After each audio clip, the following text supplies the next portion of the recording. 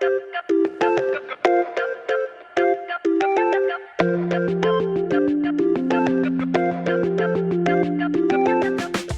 I'm going to show you one cool little thing that Hazel can do to prevent your digital hoarding from getting too out of hand. Once a month, I plug in this hard drive called Burke Home 1, and I have a Keyboard Maestro macro that runs and creates a zip file of all my financial documents.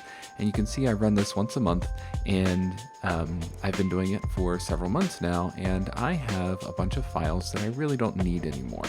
And they're relatively small, and this is a terabyte hard drive, so I could keep storing them, but I don't need to have that many copies of these archives, and this is kind of a tertiary backup, so I'm going to try to manage this a little bit better with some automation to delete some of the oldest files while keeping a couple copies of the most recent backups just in case. And like I said, this is a backup of a backup, so we can do some automation here to show a couple interesting things that Hazel can do to help you manage some files. So you see I have a variety of files in here. There's a folder that has a bunch of stuff inside of it that's videos and Final Cut Pro 10 libraries and other things like that. And I have this sparse image, which is a backup from an old Alienware computer. But really all I want to do is these Burke Family Financial File Archives. It's a very long name, but it's really descriptive and makes it easy to do this next process. So over here in the Hazel window, I'm going to take the hard drive that's here, and I'm just going to drag it over to the folder section. You don't have to run it just on folders. You can run it on a whole hard drive if you want to. So here on this external hard drive, I'm going to create a new rule in Hazel, and I'm going to call it delete old archives. And so, like any Hazel rule, you have to have a couple descriptors here, and I always like to have more than one just to make sure that we've really eliminated any variables here. And because this file name is always going to be the same because it's automated, I can come over here and say the file name contains, and I can say this name. So not a lot of files in this external hard drive are going to have those names except for the ones that are made, but let's still add another condition here just to prevent any possible runaway automation. So let's add that the kind is an archive. So I'm going to find these files and it'll find all of them, and so then I can determine an action. So I can move to the trash. But I'm not going to do that yet because this rule would apply to everything, including the file that was created today. I don't want that to happen, so I'm going to add one more condition here. And this is the thing that's going to help, kind of like shark teeth that just fall out and there's a conveyor belt of new teeth that get created. These files are going to be kind of like that too. As new files are created, the old ones are going to fall off the end. So I'm going to create a rule here that says date created is not in the last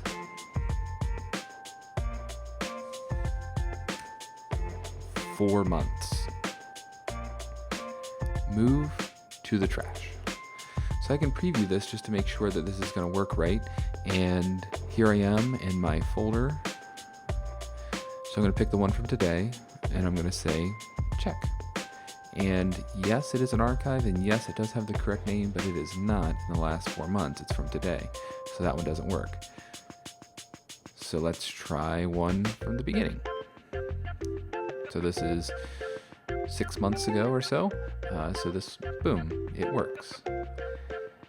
So if I hit OK to this rule, Hazel's going to look through all of the files here. It's going to match them appropriately for the name, for the kind, and then it's going to make sure that it is not one in the past 4 months.